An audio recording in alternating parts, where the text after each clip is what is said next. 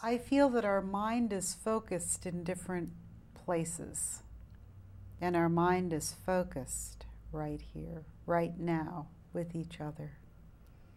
And my mind may be focused in another place next, or my mind was focused somewhere else before. But it only matters about right now. Mm-hmm. My husband had an interesting experience riding home on his motorcycle.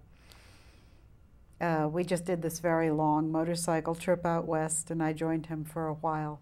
And I flew home, and then he was making his way back across the country.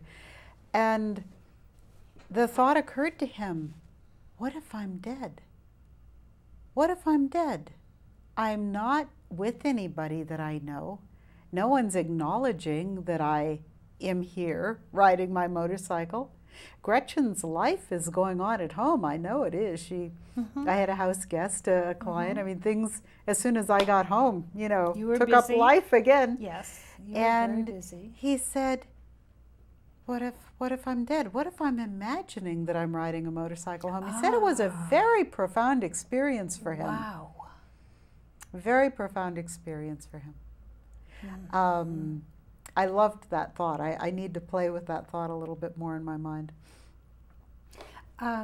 When you're not afraid of where your mind is focused, where you're not really concerned, where you know that your mind is, I do believe, and you talk about faith or belief, I do believe or trust that my mind will continue in some self-knowing form without the physical body. I do believe that. That's been demonstrated to me in my life in many ways. But the whole point of that is not to know what happens next. The whole point of that is to become fearless about it. So we don't worry about that transition. So we can bring our focus completely here to the now. I believe soul is a different energy form entirely. I believe soul is the universal intelligence, source, God, you know, whatever set this all into motion. The energy of mind and soul is entwined. And then, so the body gets relinquished. The mind, at some point, I do believe, becomes relinquished, and then we are completely just source again. You know, that is the ascension. Yes, and we cease to know ourselves as anything separate from God. So this is my belief.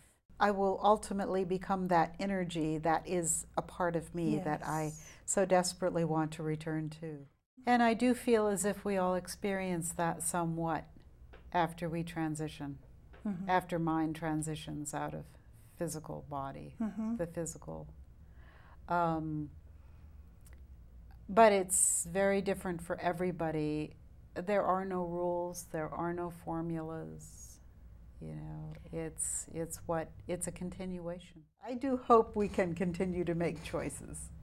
In the afterlife? Yes, yes. So again, getting back to the name, I didn't mean to bring up the name of the book. But What might you choose if you had passed over? Learning. Oh my goodness, there's so many wonderful thinkers and philosophers that I would love, if I can travel in time, I would love to learn from them. I would love to go out west again when the natives had everything they needed from that land and lived there and experienced their spirituality. So many things I'd love to do. When I got on the plane in Billings, South Dakota to come home, I had to put my bag in the overhead way forward of where I was actually sitting. And as I walked down the aisle, I caught the eye of a little girl. She was maybe 9 or 10, and we started smiling, first with a little part of our mouth, and then our eyes locked and our eyes got wide, and we started this. We never said a word, but the love that flowed between me and that little girl. And then I put my bag up. You made a connection to source. And I walked away. And that is God.